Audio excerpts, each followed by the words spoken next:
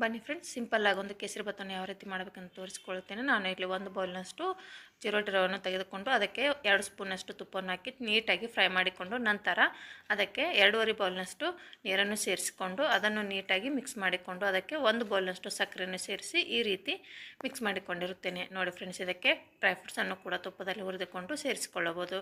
ಮತ್ತು ಬೇಕಿದ್ದರೆ ಕಲರನ್ನು ಕೂಡ ಹಾಕಿಕೊಳ್ಳಬಹುದು. ನಾನು ಇಲ್ಲಿ ಯಾವುದೇ ಡ್ರೈ ಫ್ರೂಟ್ಸ್ ಮತ್ತು ಕಲರನ್ನು ಯಾವುದೇ ಇದರಲ್ಲಿ ಆ್ಯಡ್ ಮಾಡಿಕೊಂಡಿರೋದಿಲ್ಲ. ನೋಡಿ, ಈ ರೀತಿ ಸಿಂಪಲ್ಲಾಗಿ ಮತ್ತು ಸರಳವಾಗಿ 10 ರಿಂದ 15 ನಿಮಿಷದಲ್ಲಿ ರೆಡಿಯಾಗುವ ಕೇಸರಿಬಾತ್ ಆಗಿರುತ್ತದೆ. ನೋಡಿ, ಮನೆಯಲ್ಲಿ ಪಟ್ಟನೆ ಆಗುವ ಕೇಸರಿಬಾತನ್ನು ಈ ರೀತಿ ಸರಳವಾಗಿ ಮಾಡಿಕೊಂಡರೆ ತುಂಬ ಸಾಫ್ಟಾಗಿ ಮತ್ತು ಮೃದುವಾಗಿ ಇರುತ್ತದೆ. ನೋಡಿ, ಈಗ ಮೇಲ್ಗಡೆ ಕೂಡ 1 ಸ್ಪೂನಷ್ಟು ತುಪ್ಪವನ್ನು ಸೇರಿಸಿಕೊಂಡರೆ ಸಾಫ್ಟಾದ ಕೇಸರಿಬಾತ್ ರೆಡಿ.